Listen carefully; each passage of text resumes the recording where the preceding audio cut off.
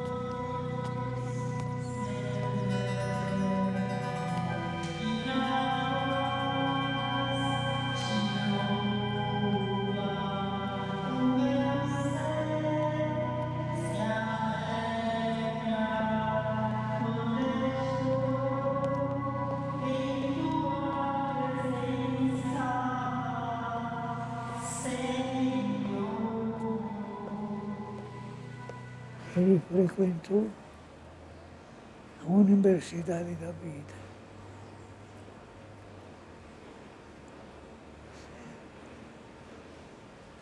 A Universidade da Vida.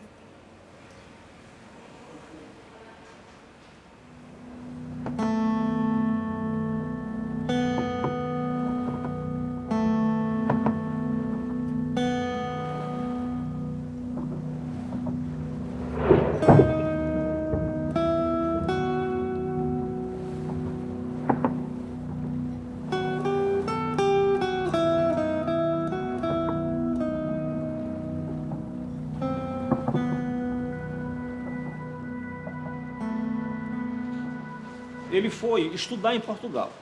O pai dele queria que ele fosse seminarista, né? E realmente ele estudou, ele ficou no seminário, fez até o seminário maior, né? De onde ele fugiu, porque não tinha vocação, tá, para ser padre. Ele tinha uma vocação humanitária muito grande, mas não necessariamente para ser um padre. A investidura numa vocação religiosa, o hábito religioso ou a batina, o clero secular, é um investimento da família, é um sonho da mamãe, do papai e tal. Eu quero ter um filho padre. Então isso é como uma falência de uma casa comercial. É verdadeiramente uma falência. Até que isso seja devidamente sedimentado e essa crise passe, você terá que dar alguns anos. Por mais compreensiva que seja a família, isso não deixa de existir. E, no fundo, essa crise não se resolve exatamente pela compreensão, portanto, pela assimilação afetiva desse filho. Essa crise quase sempre se resolve pelo silêncio. Não é pelo esquecimento, é pelo silenciamento. São Francisco oferecia a sua obra aos trabalhadores do campo. Atravessa a obra dele todinha essa percepção religiosa. Eu estou colocando entre aspas, eu quase que tiro as aspas. Religiosa do mundo. Mesmo sendo ele um marxista, como ele era, não é? O marxismo é uma religião. É também uma forma de percepção religiosa da vida, das coisas, do mundo, das relações humanas. Por quê? Porque é uma forma que compromete o homem todo, não é? Envolve o homem todo, dá uma outra percepção, não é? Outra vez e sempre. Embora extremamente materialista, o marxismo, este materialismo é dinâmico, é dialético, não é? Quer dizer, não é o agora apenas que me preocupa. No agora está plantado o amanhã. E é em torno, buscando o amanhã, aí se chamará utopia, que o marxista irá trabalhar. Há uma voz que me chama, e nesta chama, tudo que é em mim é noite. Se ilumina. Se cantar não ajuda, que a primavera seja muda.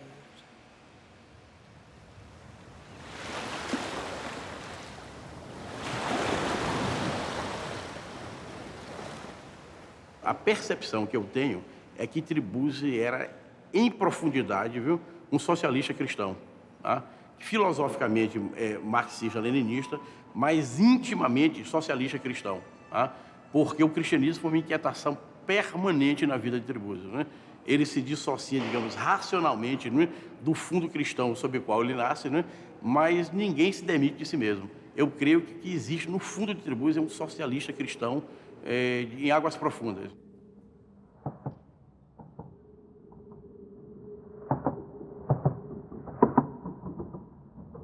Quem é José? Quem é Bandeira Tribuzzi? Na verdade, dele muito se diz e pouco se sabe. Construiu-se um mito que nublou o verdadeiro homem por trás de sua vida e poesia. Porque ele nunca esteve somente na fotografia que fizeram dele. Afinal, o que se via não era mais que a cisterna onde sua face interna se escondia. E essa face ninguém via.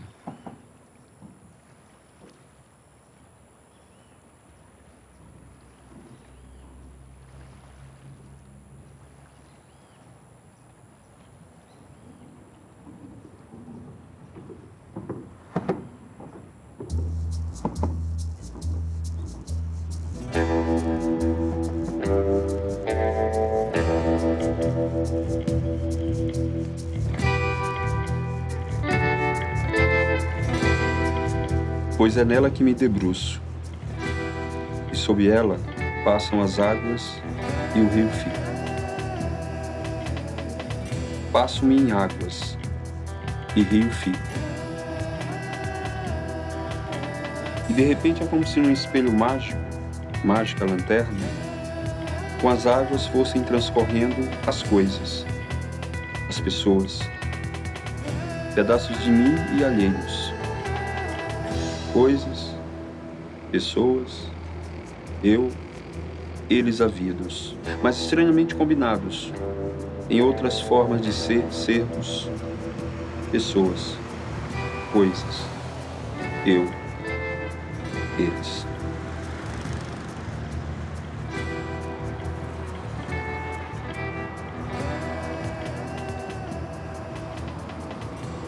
O que acontece é que Bandeira Tribuzzi, quando vem para o Maranhão, traz consigo um manancial que era, ao mesmo tempo, de formação e de informação, né? Porque ele sai de Portugal para a França, onde ele vive um ano, e quando ele vem aportar nas praias do Maranhão, ele já traz o que havia de mais avançado na literatura do tempo. Traz para o Maranhão T.S. Eliot, Poe Eluard, Vladimir Mayakovsky. O que é que ele encontra quando chega no Maranhão? Uma sonífera ilha, para usar a música da atualidade, né? Às vezes sono e fera ilha também, não é? Uma cidade que ainda dormia, não é? Dormia. Aqui eu acho que uma das coisas boas que ainda se faz no Maranhão é dormir. Dormir.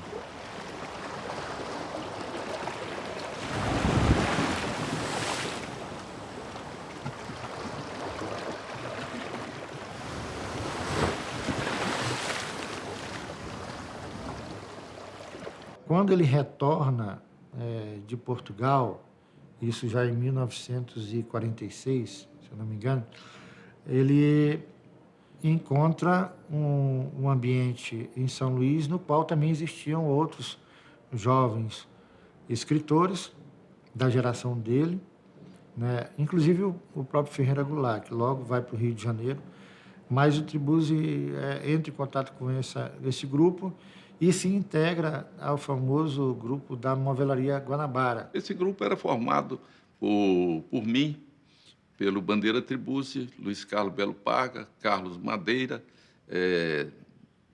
tinha uns pintores que também participaram, o Floriano Teixeira, quer dizer, o Paiva da Novelaria, e juntou-se posteriormente, não a ele, mas a um grupo também de jovens, que nós éramos os modernistas, e os outros eram os que nós chamávamos passadistas. E entre os passadistas estava o Goulart. O que se praticava aqui era aquele sonetão parnasiano, né? Era uma coisa ainda ligada àqueles cânones, né, do século XVIII, XIX, uma coisa bem careta. E o Bandeira Tribuzzi, então, ele chega como um divisor de águas, trazendo essa novidade. E essa novidade ele coloca na sua poesia quando, no primeiro livro dele, Alguma Existência, de 1948, ele publica os poemas, o que causou um frisson na cidade, porque era uma coisa nova, eram versos livres, sem pontuação, alguns sem vírgula e tal, que já era uma dicção, né, utilizada largamente na Europa naquele momento. O próprio verso de abertura de Alguma Existência é absolutamente revelador, né? Entrego minha alma ao céu de abril e à rebeldia, né? Essa rebeldia reclama para si uma corresponsabilidade pelo destino da sociedade e uma atitude nova do intelectual, né? Entrego minha alma ao céu de abril e à rebeldia. Não quero ser guardado numa antologia.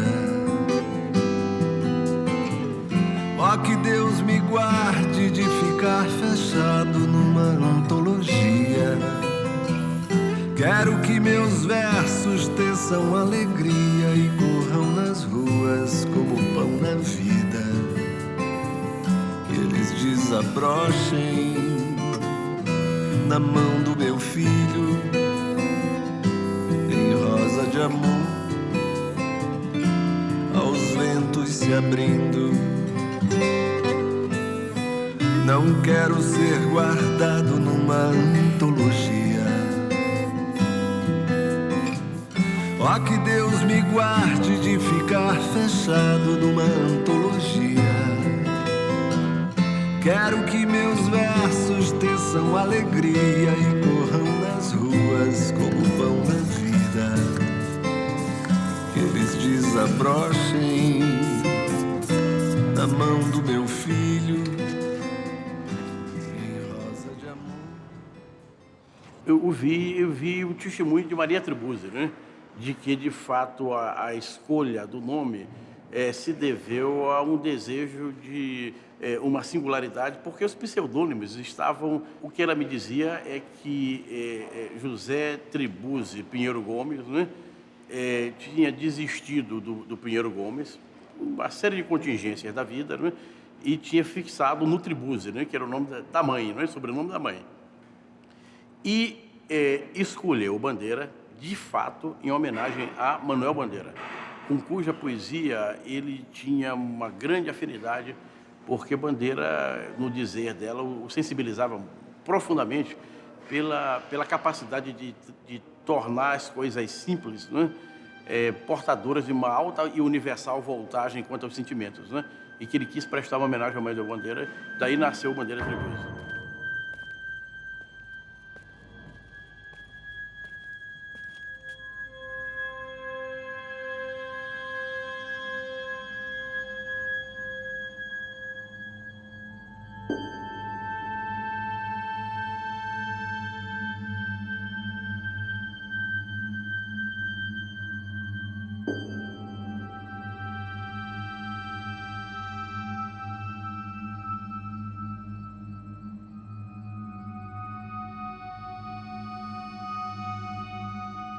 Ser, seja, estar no meio dos iguais, lutando a mesma luta que lhes cabe.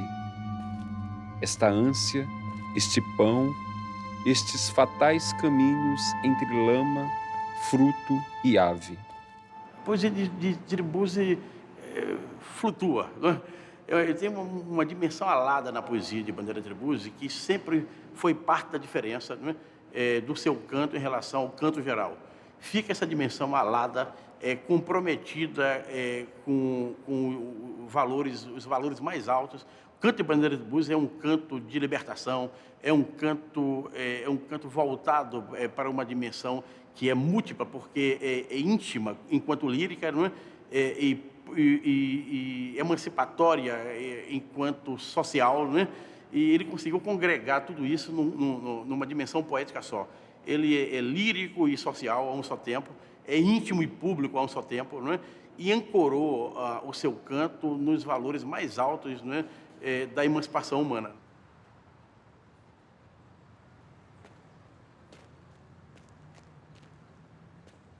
Os dias acontecem sobre a carne do tempo objetivo e singular. Ao poeta, além da vida que lhes cabe, cabe também o ofício de cantar.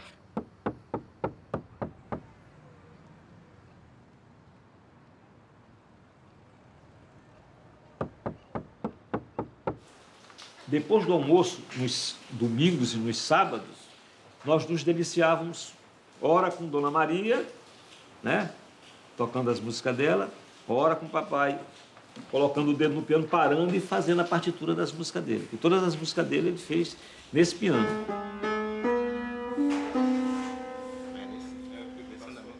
A música de Bandeira Tribuzzi, ela era uma música simples.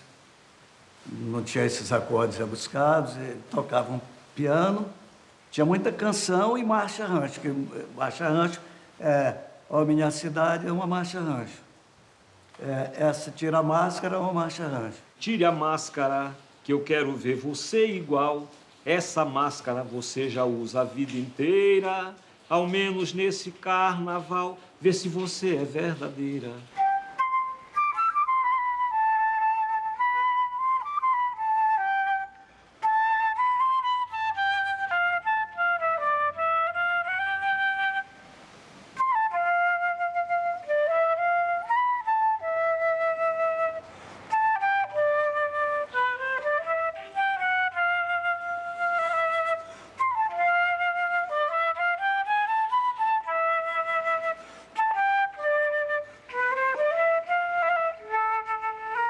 Ele amava a cidade. Você vê aquela louvação de São Luís.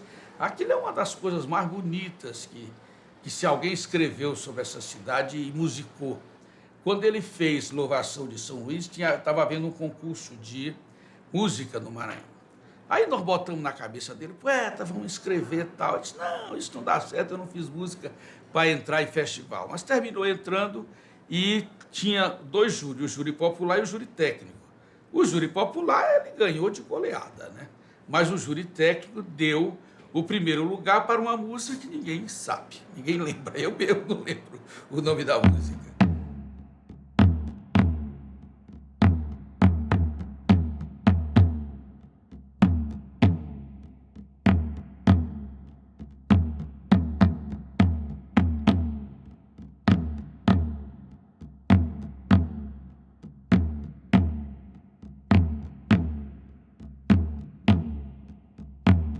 Quero ver nas ruas fontes, cantarias,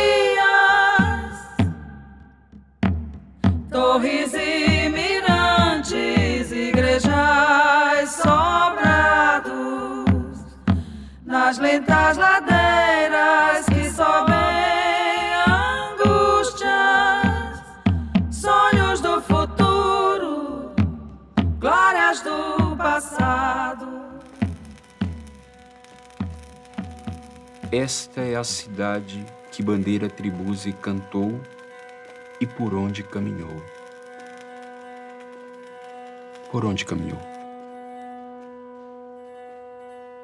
Por uma pequena parte de São Luís, seu centro antigo, feiras, mercados, estádios de futebol. Mas quem são os personagens que Tribuzzi cantou e saudou em seus poemas e artigos de jornal? Além de pedras, becos, sobrados e ladeiras. Que hino se ouve além da louvação?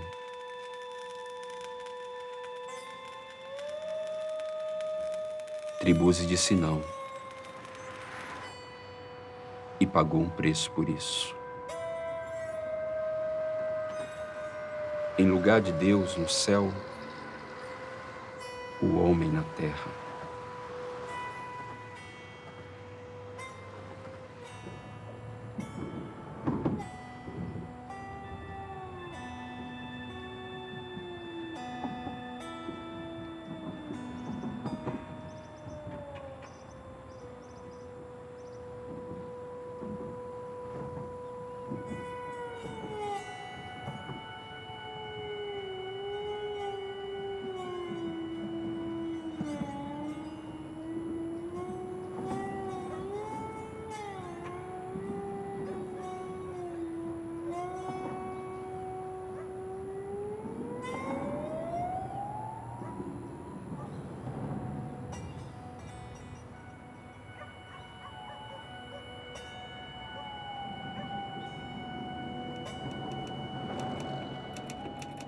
eu nunca li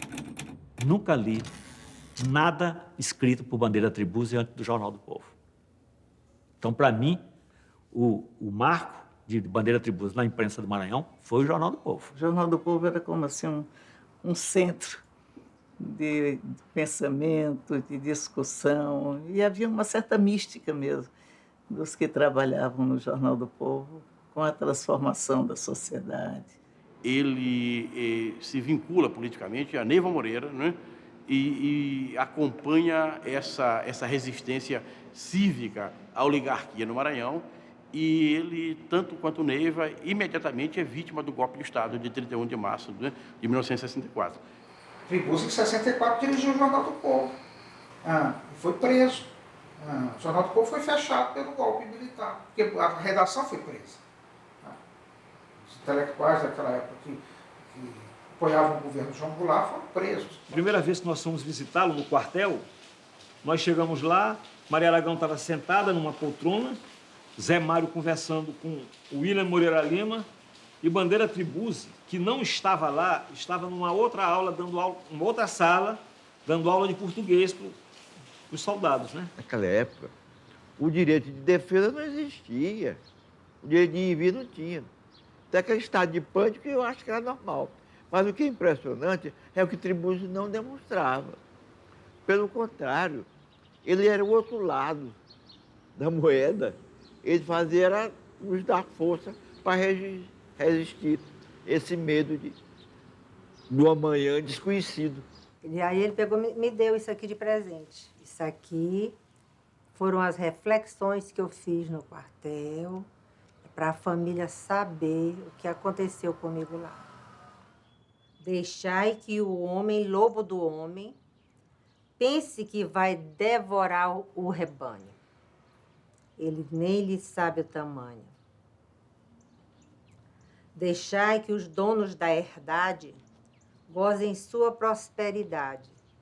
O erro não dura a eternidade.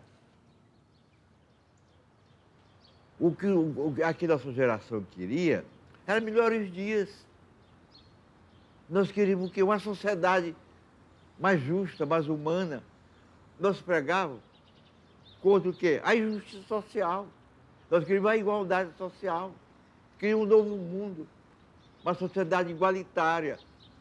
E aí é que as forças chamadas reacionárias vieram fortes, batendo.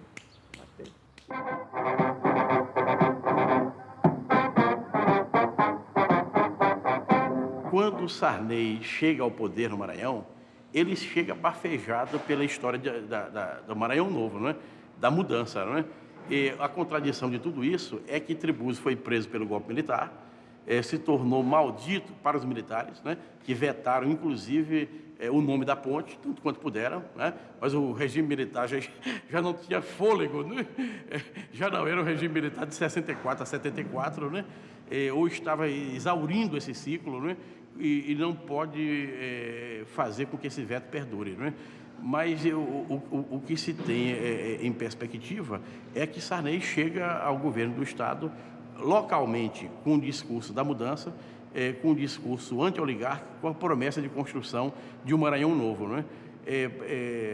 Mutatis mutandis, né? Para os anos 60, Sarney foi o Flávio Dino, né? Que surge diante do mesmo contexto, né? Com essa promessa de mudança, né? A diferença é que Flávio Dino chega pelo pronunciamento popular num ciclo civil, né? E Sarney chega bafejado pelos militares, né? Tribuzzi está nesse pacote, mas a rubrica da inserção de Tribuzzi é local, anti-oligárquica, né? Anti-oligárquica, contra Vitorino Freire, né? E o mandonismo que reinava desbragado no Maranhão. A relação de Tribuzzi com essa oligarquia, a rigor, é nenhuma. Né? A relação de Sarney, não, é outra. Porque, a rigor, ele vem dela.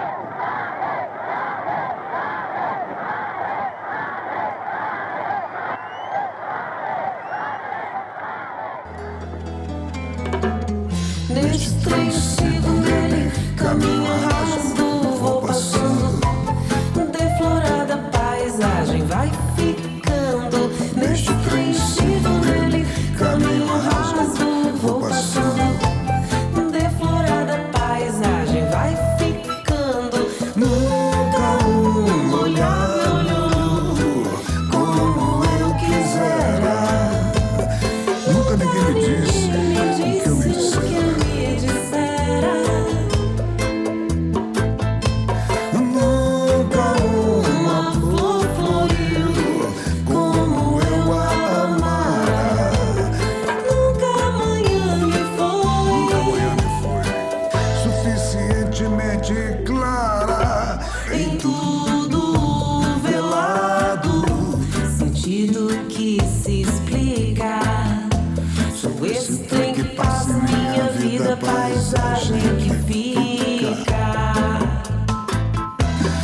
esse trem que passa em minha vida, paisagem que fica.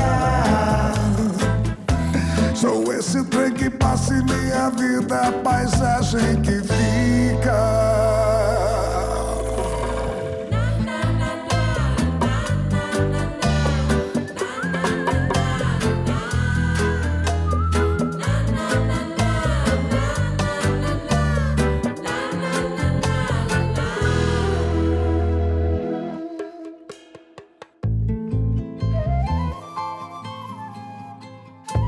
No barco do silêncio, a vida desce até junto à maré longa do tempo.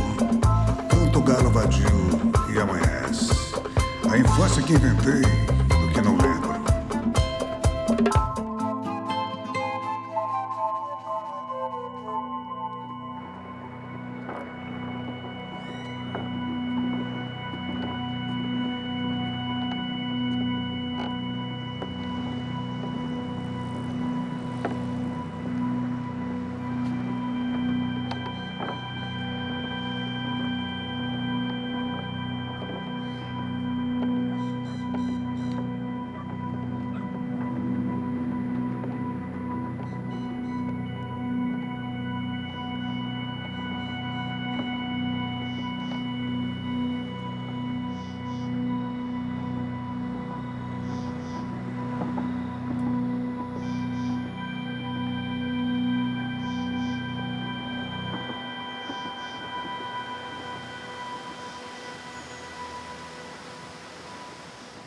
Eu acho que todo aqueles sonhos dos que abraçaram a ideia do Maranhão Novo, o que houve de positivo deveu-se a ele, a Bandeira Trevoso. Isso em termos, numa visão macro, não apenas entre os amigos ou entre determinado setor artístico, a produção intelectual dele, mas eu digo pensando até politicamente. Eu ouso dizer que deve ser ao pensamento de Bandeira Trevoso. Agora, os desvios do que ele pensou, produziu, eu acho que precisam ser melhor analisados e avaliados. Bem repartida, a safra é vida multiplicada, mal dividida, desumanada, é a mão fechada contra a vazia, é a noite e o dia na melodia desafinada. Haverá amanhã de homem, se do homem não é irmão? Haverá amanhã de homem, se é muito mais livre seu cão? Eu digo não, eu digo não, eu digo não, porque meu samba é de batida coração. Eu digo não, eu digo não, eu digo não, porque meu samba é de batida coração. É livre o peito, a solidão e o pensamento, é livre a morte, a comunhão e o desalento, é livre a boca, a voz, a mão, porque meu samba é de batida coração. Se a noite se faz madrugada, amanhãs anoitecerão? Sim ou não? Sim ou não? Eu digo sim, eu digo sim, porque meu samba é de batida até o fim. Eu digo sim, eu digo sim, eu digo sim, porque meu samba é de batida até o fim. Até o fim, até o fim, até o fim. O problema crucial da nossa economia situa-se na má estrutura de uso e posse da terra. Tudo mais que é ruim decorre disso.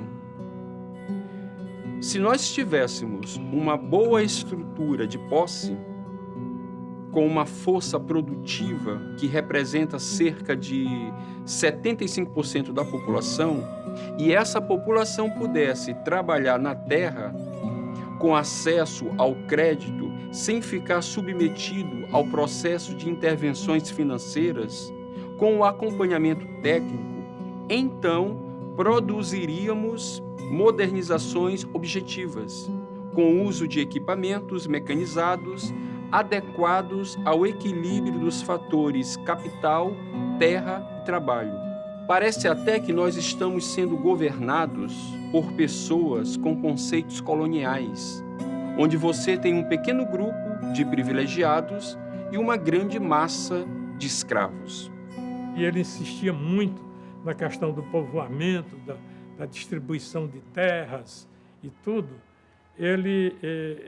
nós tínhamos uma discordância, porque eu nunca fui muito, embora sensível, nunca fui adepto da tese de que você resolveria o problema do Maranhão, da riqueza do Maranhão, da pobreza, dando 50 hectares de terra para ninguém. Poderia o Maranhão, sozinho, reconfigurar o seu modelo territorial, se foi preservada uma tradição de latifúndio que se transforma em agronegócio no Brasil? Porque, de fato, qual é a questão da terra no Brasil? É uma questão da não mudança, não é? Porque nós tivemos sistema de capitania hereditária, sistema sesmarial, lei de terras de 1850, não é? Legalização do latifúndio, não é?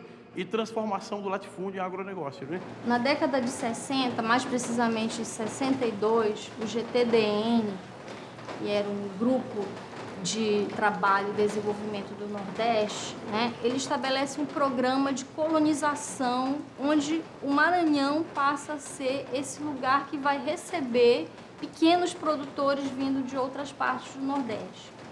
Tá?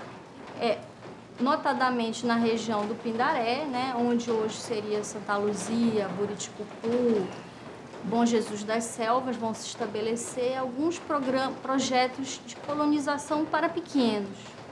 Né?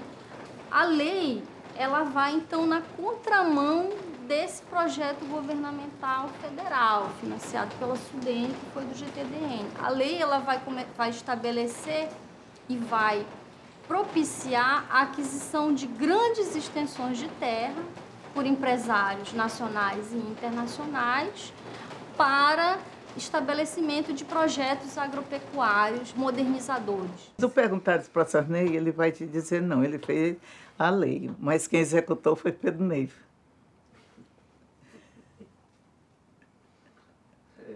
Isso é típico dele, né?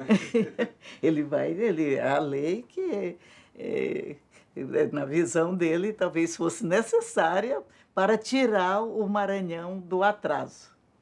Eu tenho medo, quando se repete hoje, tirar o Maranhão do atraso e não sair do óbvio. O que me deixa mais triste é parecer que os círculos oficiais preconizam esse modelo. O casamento do polo minero-siderúrgico com a pecuarização gradativa do Estado. Vai ser um desastre do qual o maranhense estaria afastado e simplesmente não teria espaço para si, passando a disputar sua vaga com a do boi, tendo como epílogo sua fatal expulsão de nossas fronteiras. Há uma bala voando no horizonte fechado, fulminante como um grito, cheia de metal exato. É como um punhal voando para cravar-se no alvo e porta 1 milhão de lobos com seus dentes afiados. Há uma bala voando em tudo quanto é sombrio, no propósito que mente, no silêncio do vazio. Há uma bala voando com suas filhas semeadas, são facas acontecidas como raízes na alma dos que desejam o tempo. Quem delas faz alegria sobre quem constrói o mundo. Manhã para o sol de um dia.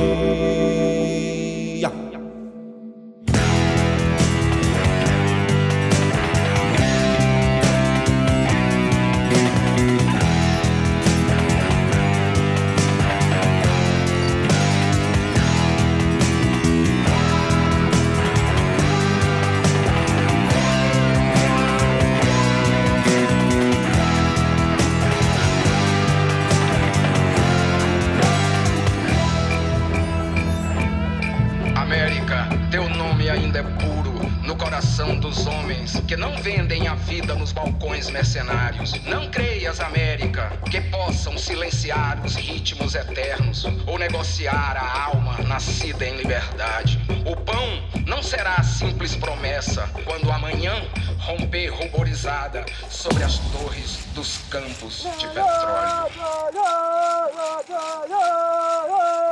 Quero só uma flor para dar à metafísica.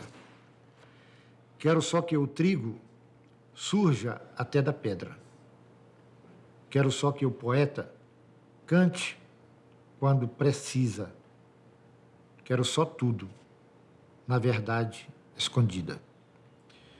E quero que tu sejas, como és, Maria. Ó clara inesperada, rosa amada, que dada e consagrada me vieste, só neste canto agreste vais cantada, pois nada mais a fada me concede.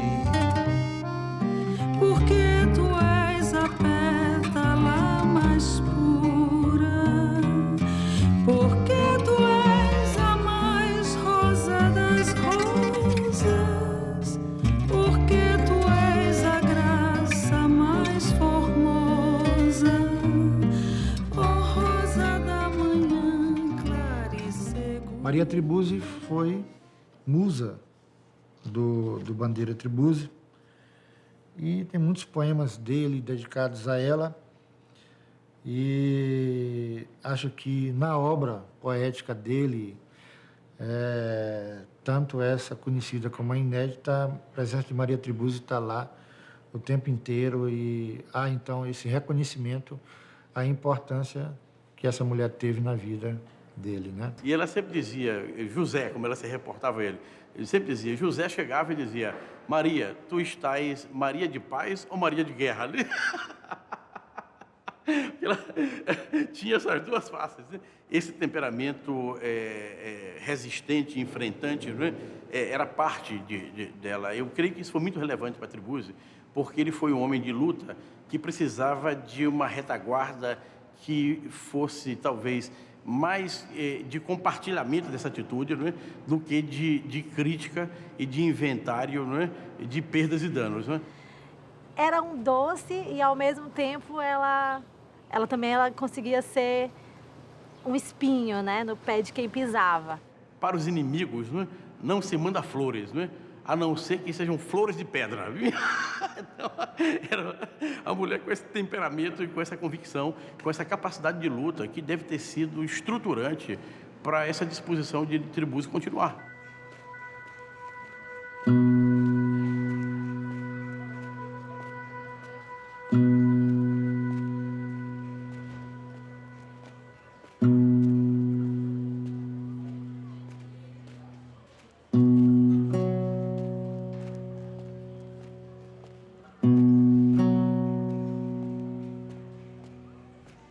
Eu não sei direito qual a pergunta, ou quais as perguntas eu faria para ele. Agora, uma pergunta não seria necessário fazer para ele. Se tinha valido a pena, né? Porque a própria história dele diz que valeu a pena. Eu via sempre o Tribuzzi como um camponês. Não só pelas ideias dele, mas como pelo meio, o jeito dele falar das coisas, dele olhar as coisas. Os poemas dele são poemas nostálgicos, assim, saudade da terra, saudade do amor, saudade do amigo, saudade de gente. Outro dia minha filha falou, mãe, na escola eu perguntei para o meu professor de história se ele sabia quem era Bandeira Tribuzzi. Ele falou que não sabia. Eu acho mais que, em lugar de saber qual é o legado que ele deixou, é o que está faltando por parte do conjunto da sociedade, os movimentos sociais e o poder público para passar ou fazer com que Bandeira Tribuzzi seja conhecido, inclusive para as novas gerações. Ontem mesmo, quando eu lia de Fernando Pessoa um poema de Alberto Caeiro, eu me lembrava de Bandeira exatamente porque Pessoa dizia.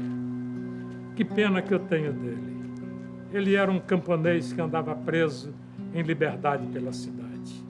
Mas do modo como ele olhava para as casas e o modo como reparava nas ruas, e a maneira como dava pelas coisas, é o de quem olha para árvores, e o de quem desce os olhos pela estrada por onde vai andando, e anda a reparar nas flores que há pelos campos. Por isso é que ele tinha aquela grande tristeza que ele nunca disse bem que tinha, mas andava na cidade como quem anda no campo, e triste, como a esmagar flores em livros e plantar plantas em jarros. A maioria dos poemas dele trazem essa coisa dele, dessa prisão proposital dele, né, com o lugar. Vista do mar, a cidade parece humilde presépio levantado por mãos puras. Cercada de águas e sonhos, de glórias, de maresia, a ilha é sobretudo circundada de poesia.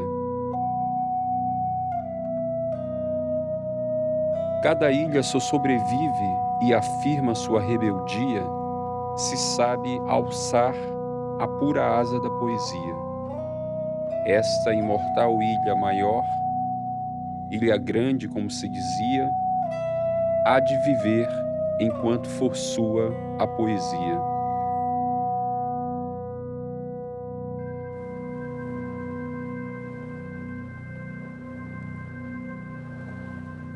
Até o Renascimento, o sábio era sábio de todos os saberes, né? Eu creio que esse espírito que Tribuzzi tem, de sábio renascentista, né? Que peregrinava por vários campos do conhecimento e tinha essa pluralidade de dons e talentos, né? Que ele simultaneamente exercitava, né?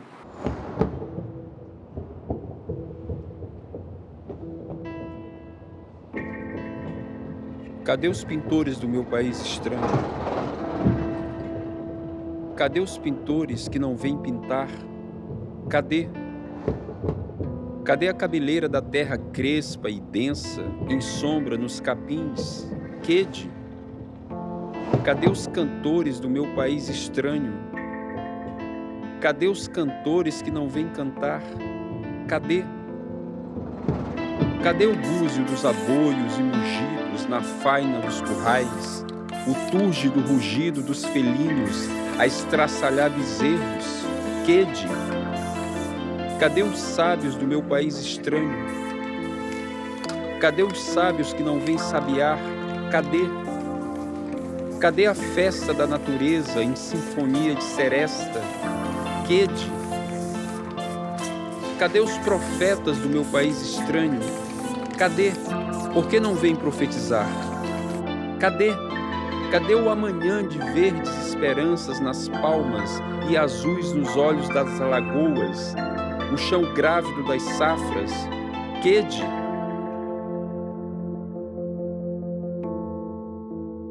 Ele foi uma espécie de secretário de planejamento informal, né, do Sarney, e depois foi formal do governo Pedro Neiva de Santana. E deixou o governo do Nunes Freire, foi que ele rompeu com o Nunes Freire, brigou, e foi quando ele foi processado pelo Nunes Freire e o Tribuzzi chegou a ser identificado criminalmente. Isso foi a maior decepção que ele teve na vida, e não demorou muito, ele foi para um jogo do Moto, no começo de setembro, né, de 77, e lá ele teve um infarto no estádio. Quando eu soube que ele tinha tido um infarto, eu viajei de Brasília, vim para cá. E aí fiquei com ele lá no hospital, mas o Zé Murat me disse que era um infarto pequeno, e ele disse, não é bom que vocês não estejam juntos, que ele pode se emocionar e isso prejudica ele. Ele disse, não, o infarto dele não tem nenhuma gravidade. E eu peguei o avião, depois no outro dia, e voltei para Brasília.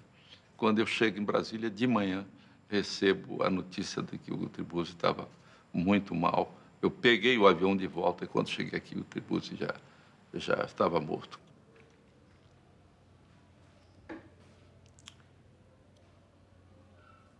O que fica de Bandeira Tribuzzi é essencialmente a sua obra poética, a sua obra jornalística e a sua obra humanista.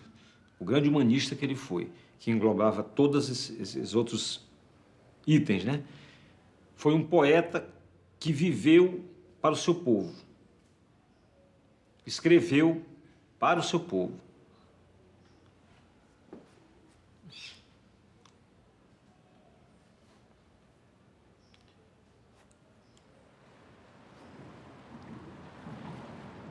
Meu genial coração, por que paraste? Estrada doida, afinal, por que acabaste? Oh, minha cidade, deixa-me viver. Eu quero aprender tua poesia.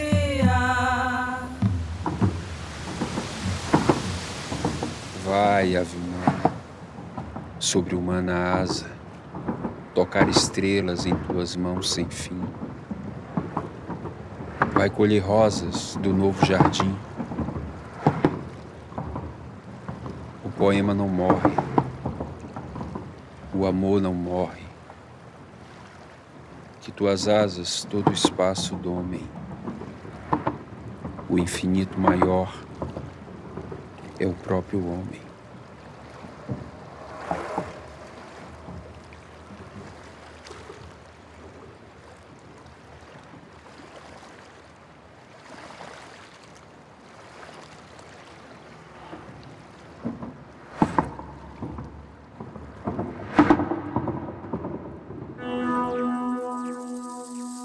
O boi vermelho que berra no meio do campo posto, patas fincadas na terra, é pesado, rude e grosso.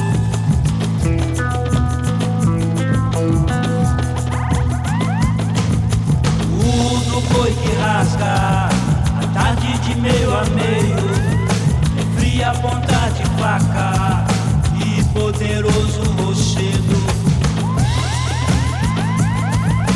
Boi vermelho que berra no meio do campo posto, patas fincadas na terra, é pesado, rude e grosso.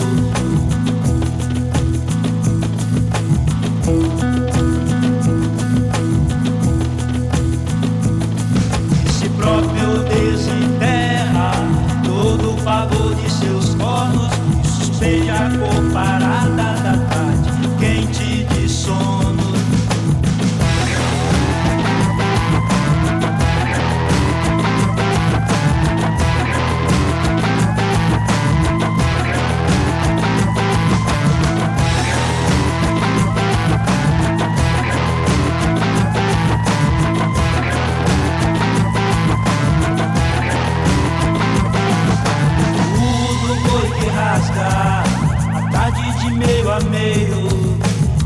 A ponta de faca e poderoso rochedo. O boi vermelho que berra no meio do campo posto, patas fincadas